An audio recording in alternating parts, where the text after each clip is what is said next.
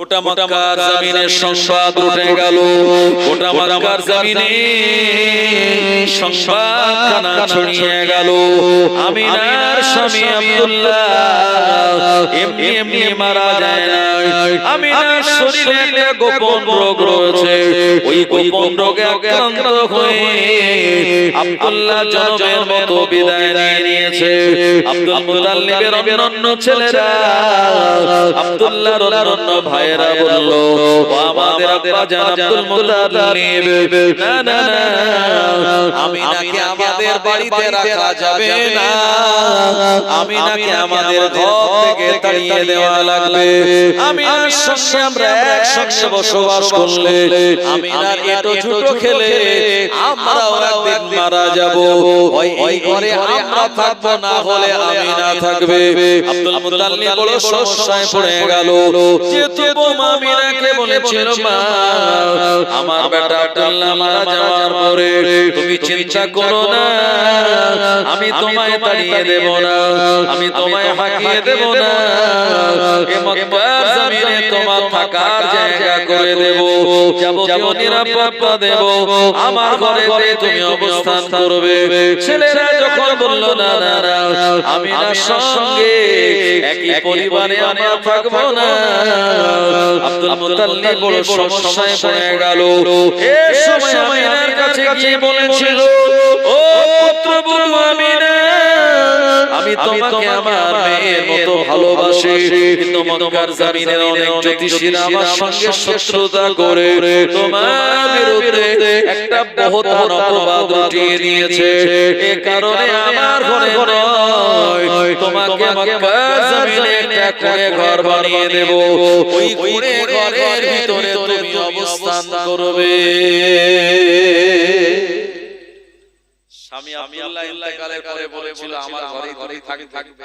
আর কদিন পরে সেই শ্বশুর আব্দুল্লাহ বলছে, আমার এই ঘর থেকে তোমাকে একটু সাইডে আরেকটা ঘর বানিয়ে দেব, মরুভূমির ফাঁকা ময়দানে, ওখানে তুমি অবস্থান করবে, খাওয়া দাওয়া নিরাপত্তার দায়িত্ব আমি আব্দুল মুতাল্লিবের কাঁধে। আচ্ছা, মনে আমিনার প্রশ্ন জাগবে না, যে শ্বশুর আব্দুল্লাহ বলল আমার ঘরেই থাকবে, আমার ভিটেতেই থাকবে, আর সেই শ্বশুর আব্দুল্লাহ বলছে, না, একটুখানি সাইডে তোমার একটা কুঁড়ে ঘর বানিয়ে দেব।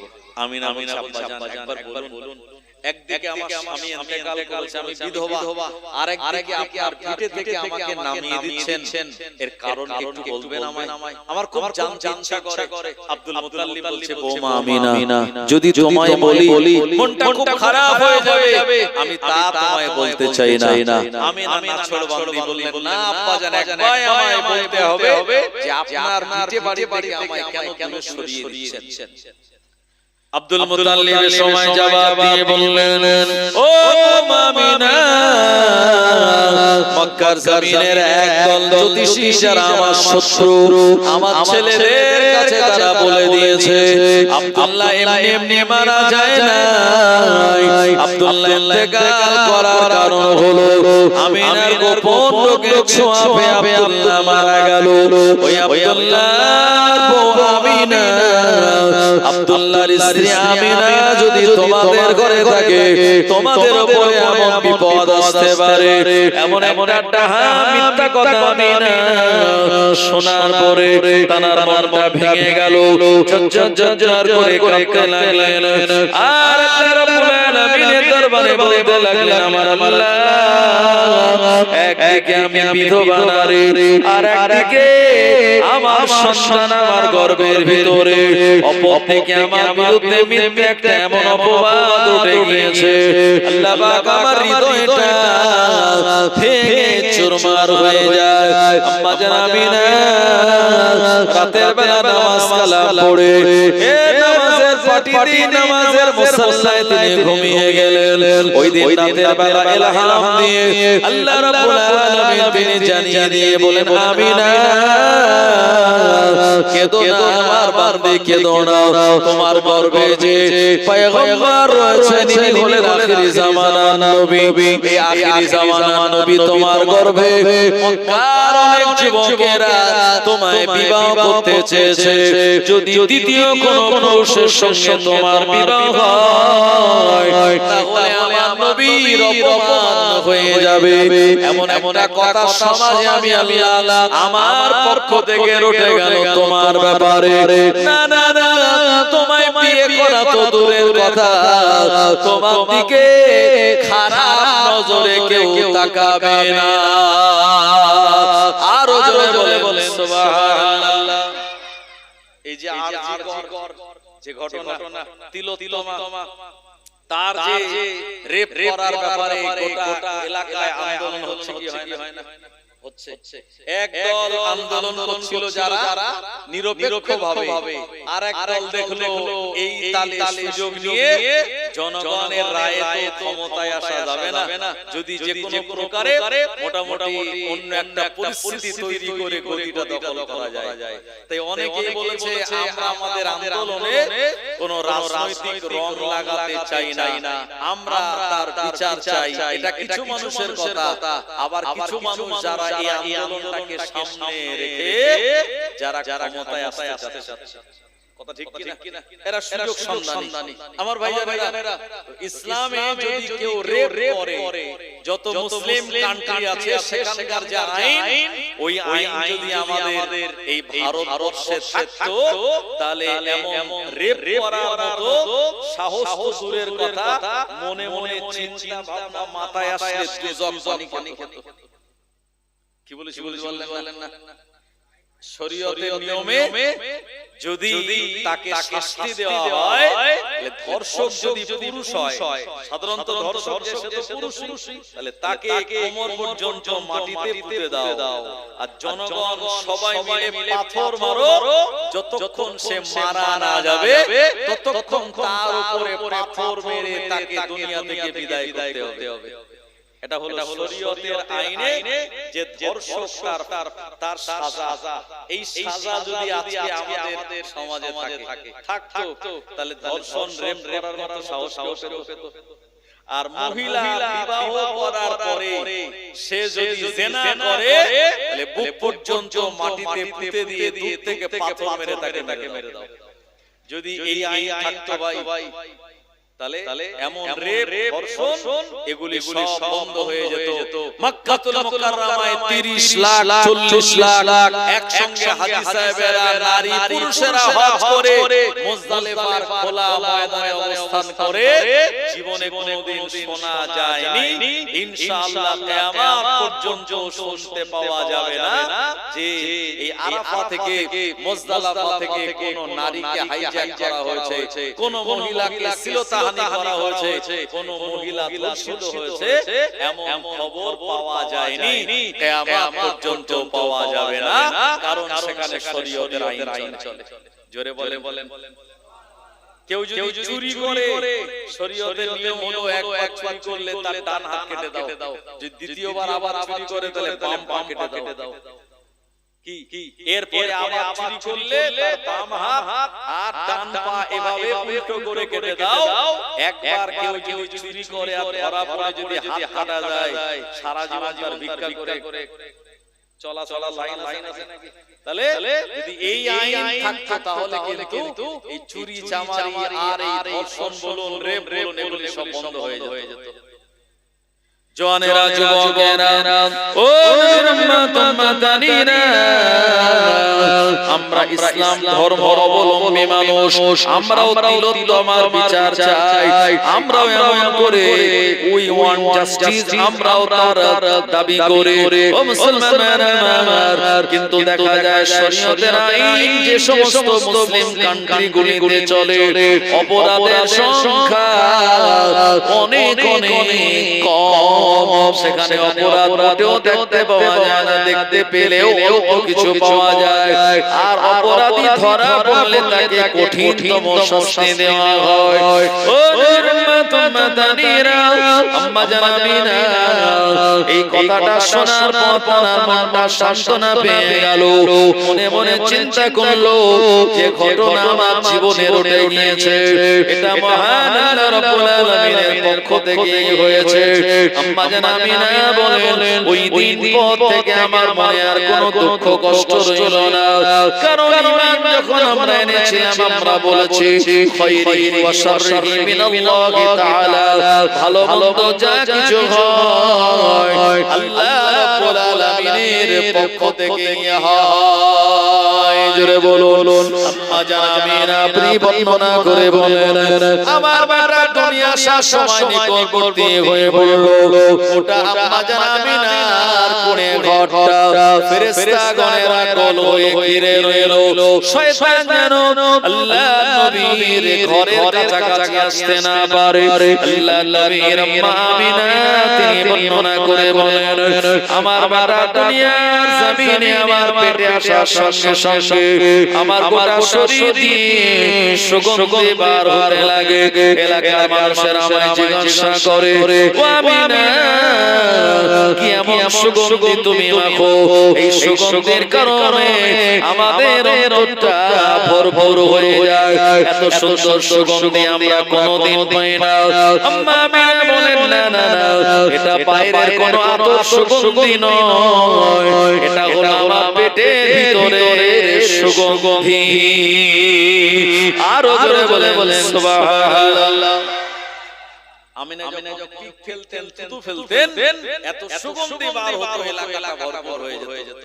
আম্মা আমিনা বলেছেন একদিন আমি বাড়ি থেকে বার হলাম কুয়ায় পানি নেওয়ার জন্য, কুয়ার পানি লিয়ার একটা নিচের দিকে, আমি সেখানে দাঁড়ানোর সঙ্গে সঙ্গে অন্য মহিলারা বালতি রশি দিয়ে পানি তুলছে, আর আমি দাঁড়ানোর সঙ্গে সঙ্গে ওই কুয়ার মুখ বরাবর পানি এসে পরিপূর্ণ হয়ে গেল। জোরে হবে না? আল্লাহ নবীর আম্মা আমিনা বলেন আমি আবার যখন পানি নিয়ে চলে আসলাম, ওই কুয়ার পানিটা আবার নিচে থেকে নেমে গেল। পরে আমি যখন গেলাম ওই মহিলা যারা ওখানে ছিল আমায় ধরে রেখে বলল আমিনা না না আপনি যাবেন না, আপনি দাঁড়িয়ে যান, আপনি যতক্ষণ দাঁড়িয়ে থাকবেন কুয়ার পানিটা ততক্ষণ কুয়ার মুখ বরাবর থাকবে।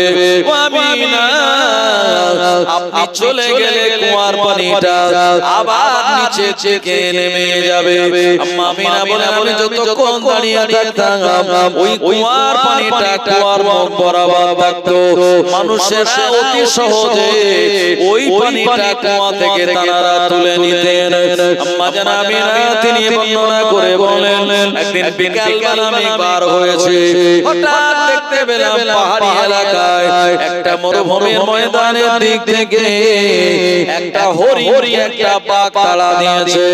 এই হরিণটা বাঁচার জন্য প্রাণপণে দৌড়াতে লাগে। আমি আমিনা আমাকে হরিণ যখন দেখতে পেল এ পালিয়ে না গিয়ে আমার কাছে চলে আসলো, আমাকে সালাম জানালো। ওই বাঘ আমার কাছে চলে আসলো, আমাকে সালাম জানিয়ে বাঘ হরিণ ওই জায়গায় দাঁড়িয়ে রইলো। বাঘ হরিণ ধরে না আর হরিণ বাঘকে দেখে পালিয়ে যায় না।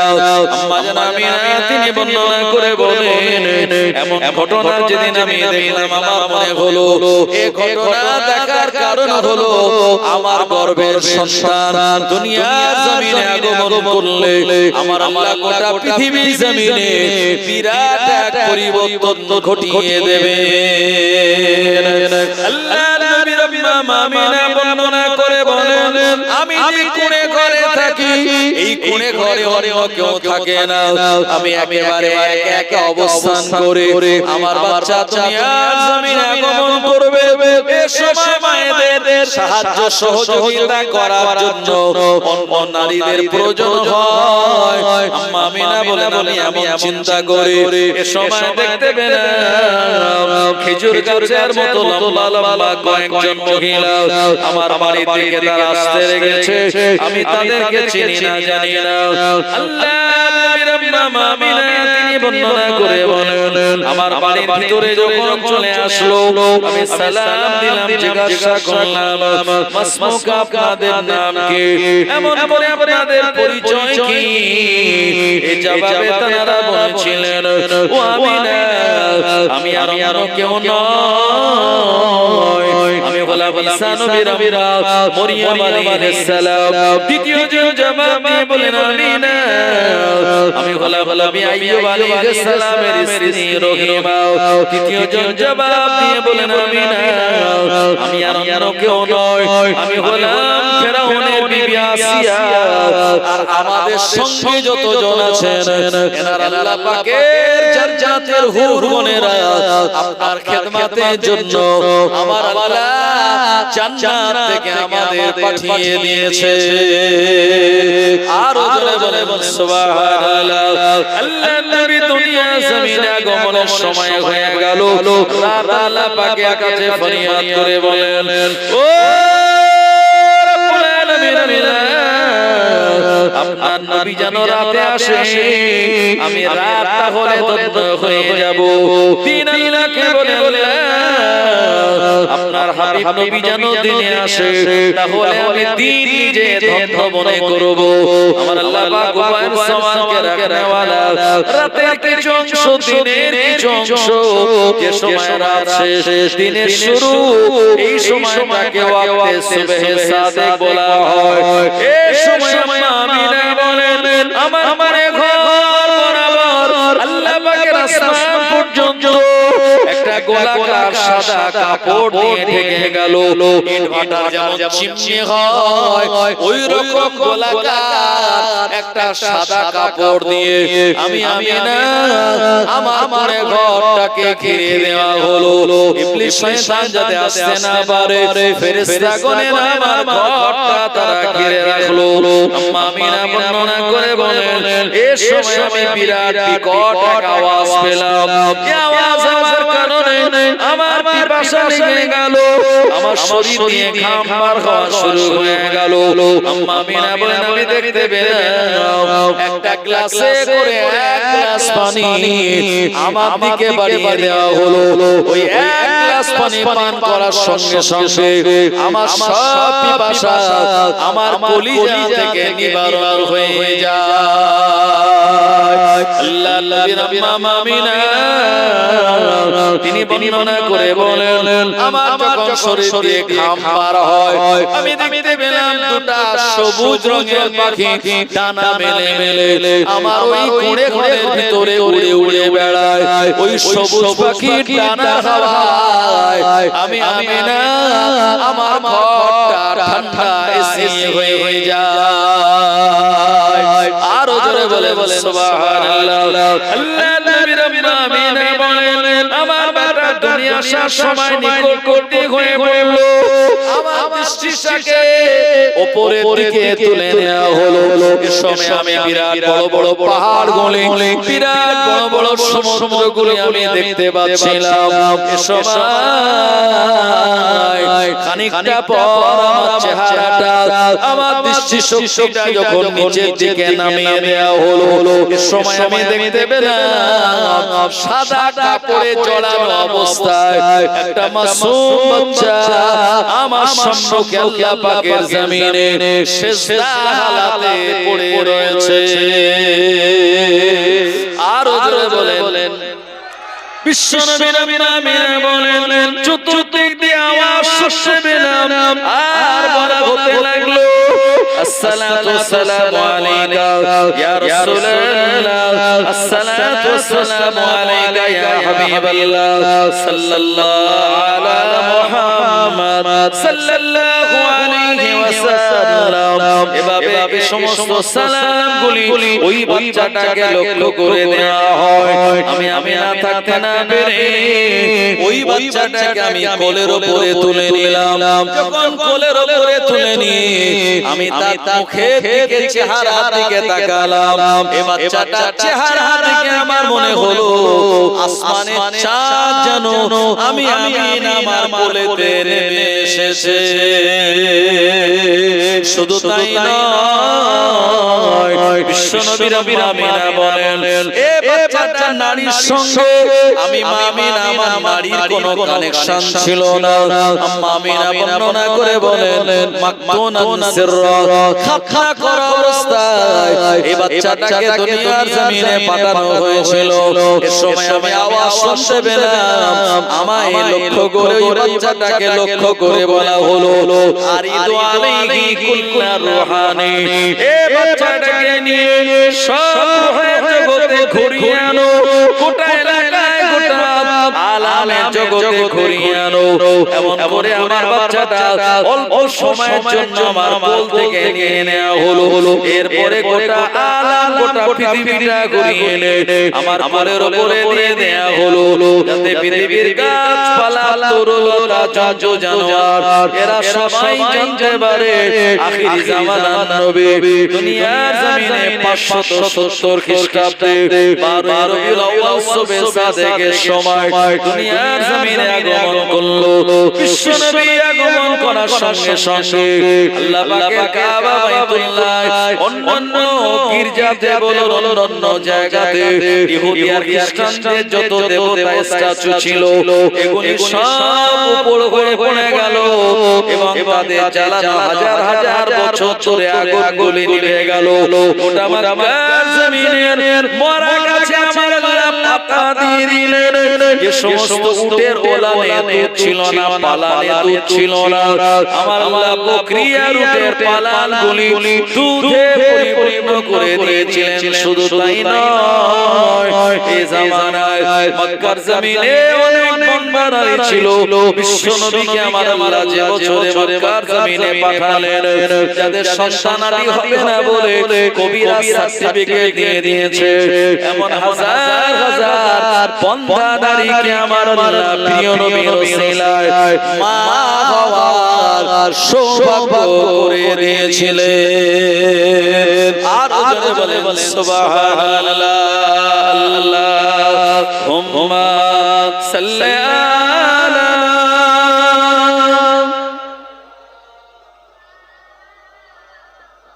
ওয়া আলা আলি সাইয়্যিদিনা।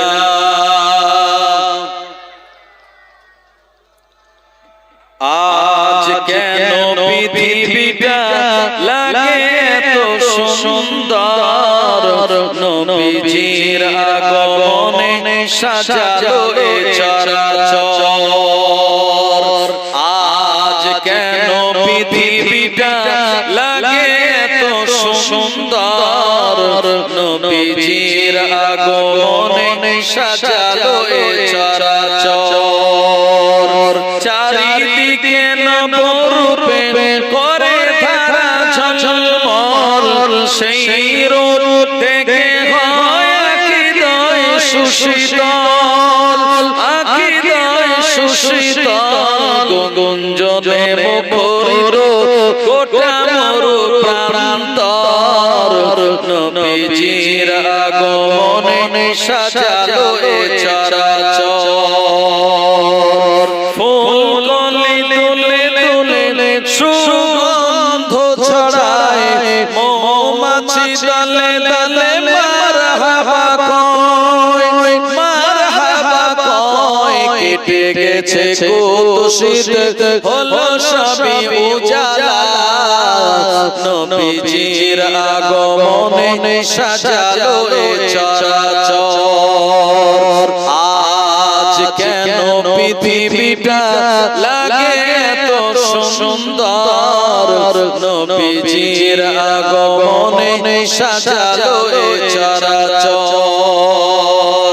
দাদু মুতালিব তাই খুশিতে মন ভরায়, বারে বারে ছুটে যায় শিশু নবীর আঙিনায়, শিশু নবীর আঙিনায়। ঝলমল করিতেছে আমিনার কোণে ঘর, ঝলমল করিতেছে আমিনার কোণে ঘর। নবীজির আগমনে সাজালো এ চরাচর। আল্লাহুম্মা সাল্লি আলা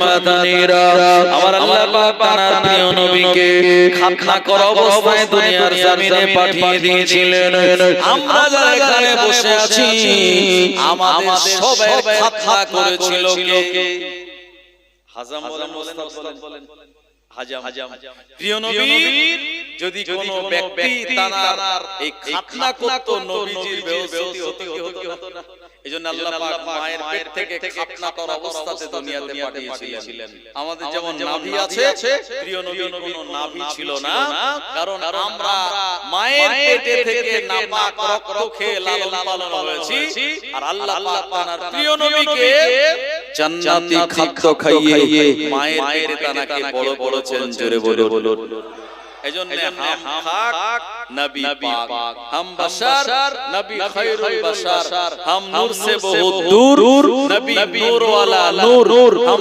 ज़कात वाले नबी सलावत वाले हम गुनाहगार नबी गुनाहगार को बख्शने वाले हम हौज़े कौसर पीने वाले नबी हौज़े कौसर पिलाने वाले हम खुदा को तलाश करने वाले नबी हाकर कर उनसे मिलाने वाले जोरे बोले আরেকটু জোরে হবে না সেই প্রিয় নবী যিনি দুনিয়ার জমিনে এমন একজন পয়গম্বর এমন নবী কিয়ামতের দিন উম্মতের জন্য সুপারিশ শাফাআত করবেন যারা সেই নবীকে ভালোবাসবে মহব্বত করবে কিয়ামতের দিন 120টা কাতার হবে আদম শফিউল্লাহ থেকে ঈসা রুহুল্লাহ পর্যন্ত এতগুলো নবীর কাতার হবে মাত্র 40টা আর আমাদের নবীর উম্মত তাদের কাতার হবে 80টা কাতার কোটা 80 কাতার তাহলে এই উম্মতের সংখ্যা কত বেশি সেই নবী দিবসে আমরা এসে বসতে পেরেছি এই নবী দিবসে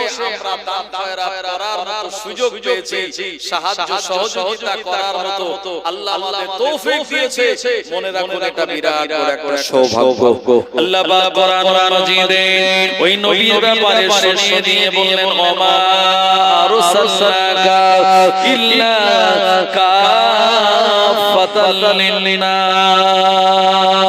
আমি আল্লাহ পাক দুনিয়া জমিনে আমার নবীকে প্রেরণ করে দিয়েছি ওমা আরসালনাকা ইল্লা কাফাতাল লিন্নাস আমাদের নবী হলেন মানুষের জন্য আমাদের জন্য যথেষ্ট আল্লাহ পাক কোরআন মাজিদে ওই নবীর ব্যাপারে শুনিয়ে বললেন ইয়া আইয়ুহান নাবিয়্যু ইন্না আরসালনাকা শাহিদান ওয়া মুবাশশিরান ওয়া নাযীরা ওয়া দাঈয়ান ইলাল্লাহি বিইযনিহি ওয়া সিরাজাম মুনীরা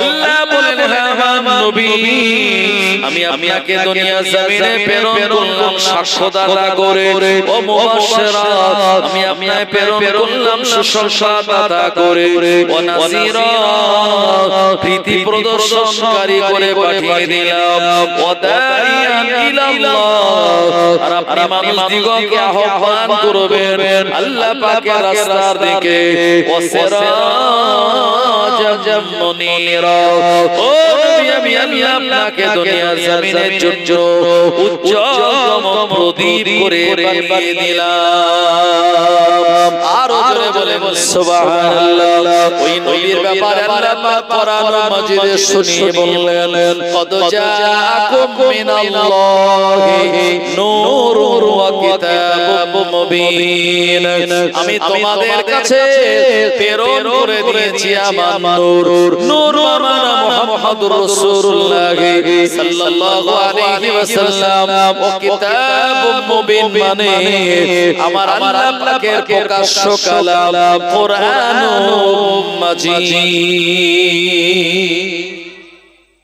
নবীজি দুনিয়ার জমিনে আসলেন 3 দিন ফেরেশতারা নবীজিকে দেখলেন আব্দুল মুত্তালিব 4 দিন চতুর্থ দিনে মা আমিনার ঘরে প্রবেশ করলেন প্রবেশ করে বলছেন হে পুত্রবধূ আমিনা বৌমা এই বাচ্চাটার কোনো নাম রেখেছো আমিনা বলছে আব্বা জান নাম রাখিনি ফেরেশতারা বা অন্যান্য নবী পয়গম্বরেরা স্বপ্নে আমাকে বলে দিয়েছে এই বাচ্চাটার আসমানি নাম হলো আহমদ দুনিয়ার নাম এই বাচ্চাটার মুহাম্মদ এইজন্য এই বাচ্চাটার নাম রাখতে হবে মুহাম্মদ। আব্দুল মুতাল্লিব আব্দুল্লাহর বেটা আমাদের নবীকে কাঁধে করে নিয়ে আল্লাহর পাকের কাবা বাইতুল্লাহ গেলেন, তাওয়াফ করলেন, কাবা বাইতুল্লাহর গেলাপ ধরে নবীজির নাম রাখলেন মিম হা মিম দাল মুহাম্মদ।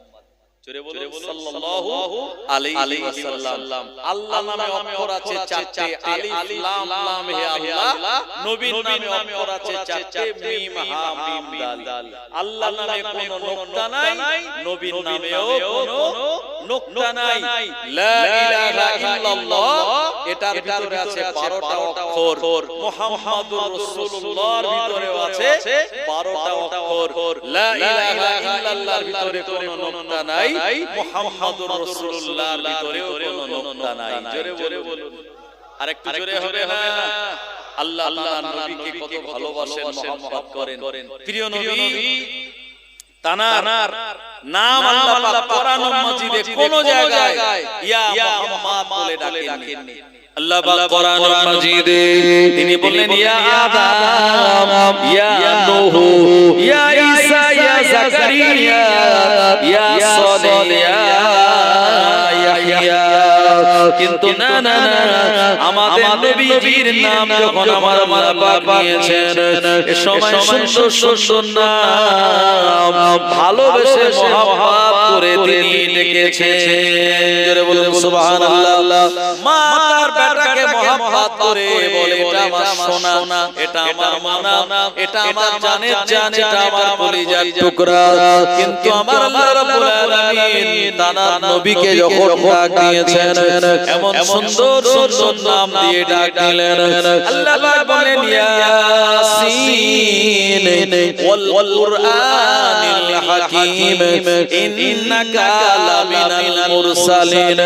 ইয়াসিন হলো আল্লাহর নাম নয়, ইয়াসিন হলো নবীজির নাম। আল্লাহ পাক তার নবীকে নাম দিয়ে বলেন ইয়াসিন, এ আমার নবী ইয়াসিন ওয়াল কুরআনিল হাকীম, বিজ্ঞানময় কোরআন মাজিদের কসম, ইন্নাকা লামিনাল মুরসালিন, নিশ্চয় আমি আল্লাহ আপনাকে রাসূল করে অন্তর্ভুক্ত যেমন বললাম, আপনাকে নবীদের সরদার বানিয়ে দিলাম। আরো জোরে বলেন সুবহানাল্লাহ। আমার ভাইজানেরা, যে জায়গাটা আছে ফাঁকা এটা দিতে হবে ঢাকা, না হলে ইবলিস শয়তান আমাদের দেবে ধোঁকা, আমরা বনে যাব বোকা। हम सब लोगों को गुजारिश करता हूँ, आप सब लोग मजलिस में आकर बैठ जाइए। माय डियर काम हियर, মানে হে প্রিয় আগে আগে চলে আসুন, একটু কাছে কাছে আসুন। মাই ডিয়ার কাম হিয়ার, একটু আগে আগে আসুন। জি বর্তমানে একটা বিরাট ভাইরাল একটা কথা চলছে কি, বাংলাদেশের একটা বক্তা একটা মুরব্বি উঠে যাচ্ছিল, সেই মুরব্বিকে বলেছে যে মুরব্বি বলেছিল না, বলেনি। এইটা নিয়ে এত ভাইরাল করে দিয়েছে ইউটিউবাররা, এই ভাইরাল ভিডিও আমেরিকা পর্যন্ত চলে গেছে। তাই আমি মুরব্বিদের বলবো, আমার মুরব্বি চাচাজি গণ একটু আগে চলে আসুন, আর জায়গাটা পূরণ করে নিন, আর আল্লাহর নামে তাকবীর দিন। তো নারায়ে তাকবীর। ভাই আমরা তাকবীর দিচ্ছি, কোন পার্টি তাকবীর নাকি? পার্টির স্লোগান কি? না, এ তো আল্লাহর স্লোগান। মুসলমানদের পার্টি হলো একটা, মুসলমানদের পার্টি কটা? একটা। এই পার্টিটার নাম জানেন তো? নামাজ পার্টি। জি, আর আমাদের নেতা কজন? একজন। আমাদের নেতা হলেন নবী মুহাম্মদুর রাসূলুল্লাহ সাল্লাল্লাহু আলাইহি ওয়াসাল্লাম। এই নামাজ পার্টিটা যদি আমরা করি, মানে নামাজ যদি পড়ি আর নবীকে নেতা বলে মেনে নবীর সুন্নাত অনুযায়ী জীবন পরিচালনা করি, এই দুনিয়াতে আখিরাতে কোন জায়গায় আমাদের চিন্তা আছে নাকি?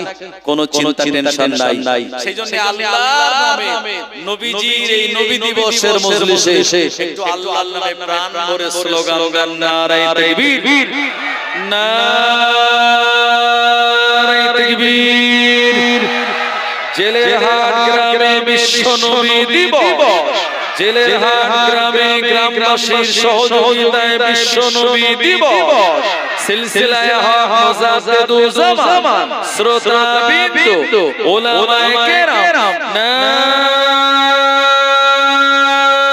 তাকবীর।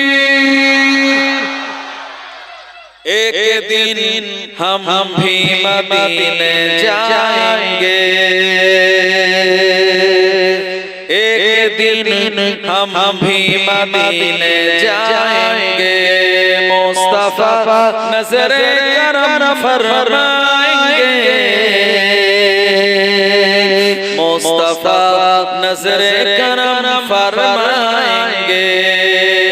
एक दिन हम भी मदीने जाएंगे, मुस्तफा नजरे करम फरमाएंगे, मुस्तफा नजरे करम फरमाएंगे। या नबी या नबी या नबी या नबी या नबी या नबी।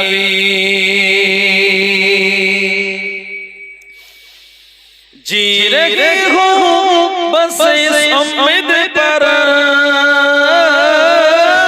जी रहे हो बस इस उम्मीद पर, जब करम होगा मदीने जाएंगे, जब करार होगा मदीने जाएंगे, मुस्तफा नजरे करम फरमाएंगे, मुस्तफा नजरे करम फरमाएंगे। एक दिन हम भी मदीने जाएंगे, या नबी या नबी या नबी या नबी या नबी या नबी। साक़िए कौसर करम फरमाएंगे, साक़िए कौसर करम फरमाएंगे, हम पिएंगे ओ पिलाते आएंगे, हम पिएंगे ओ पिलाते जाएंगे, मुस्तफा नजरे करम फरमाएंगे, मुस्तफा नजरे करम फरमाएंगे। या नबी या नबी या नबी या नबी या नबी या नबी। सो रही हूँ बस इस उम्मीद पर, सो रही हूँ बस इस उम्मीद पर, ख्वाबों में जलवा दिखाने आएंगे, ख्वाबों में चेहरे दिखाने आएंगे, मुस्तफा नजरे करम फरमाएंगे, मुस्तफा नजरे करम फरमाएंगे। या नबी या नबी या नबी या नबी या नबी या नबी। अल्लाहुम्मा सल्ली अला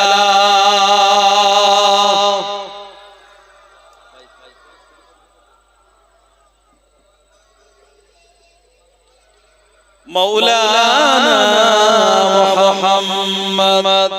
আমার ভাইজানেরা, এই যে নবী দিবস, মিলাদুন নবী, আর এটা বাংলায় বলে নবী দিবস। আমরা আমাদের জন্মদিন পালন করতে পারি না, আর নবীজির জন্ম দিবস পালন করা বিরাট বড় নেকি আর সওয়াবের কাজ। জোরে বলুন। এমনি জলসা, তার থেকে নবী দিবসের দাম হাজার কেন লাখ লাখ বেশি। কারণ আপনার গ্রামে যখন বড় জলসা হয়, এত লোক মজলিসে বসে না, কথা ঠিক কিনা? সব দোকান মার্কেটে বাজারে ঘুরে বেড়ায়, আর নবী দিবসে ছোট ছোট মজলিস, বেশি দোকান কাছারি আসে না, মানুষ কিন্তু মজলিসে বেশি বেশি বসে মুহাব্বতের সঙ্গে। কথা ঠিক বললাম না? বললাম। বড় জলসায় দুনিয়ার পুরো মেয়ে জামাই শ্বশুর বাড়ি থেকে আত্মীয়স্বজন পুরো বাড়ি ভর্তি, এক বাড়ি 10 কেজি করে গোশের সব আয়োজন আয়োজন থাকে, বিরিয়ানির আয়োজন থাকে, মানুষজন খাওয়া দাওয়ার ঘুরতেই ব্যস্ত। আর নবী দিবসে এত আত্মীয় স্বজন মেহমানের হুড়োহুড়ি থাকে না, মানুষজন জলসাতে এসে বসে আর আগ্রহের সঙ্গে নবী দিবসের আলোচনা তারা শুনে, কিয়ামতের দিন নাজাতের এটা ওসিলা হয়ে যেতে পারে। একবার জোরে বলুন ইনশাআল্লাহ। তাই বলুন আল্লাহর কোন বান্দা আছেন যিনি আগামী বছর এই নবী দিবসের জন্য 1 নম্বরে 2000 টাকা দেবেন। আমি এসেছি অনেক দূর থেকে, 1 নম্বরে 2000 টাকা দেবেন আল্লাহর এক বান্দা। আমি খাস করে হাত তুলে এতগুলো মানুষকে নিয়ে দোয়া চাইবো, আল্লাহ পাক আপনার জীবনের সমস্ত কামনা, আপনার জীবনের ইরাদা ইচ্ছাকে কবুল করে নিয়ে আল্লাহ পাক আপনার রুজি রোজগার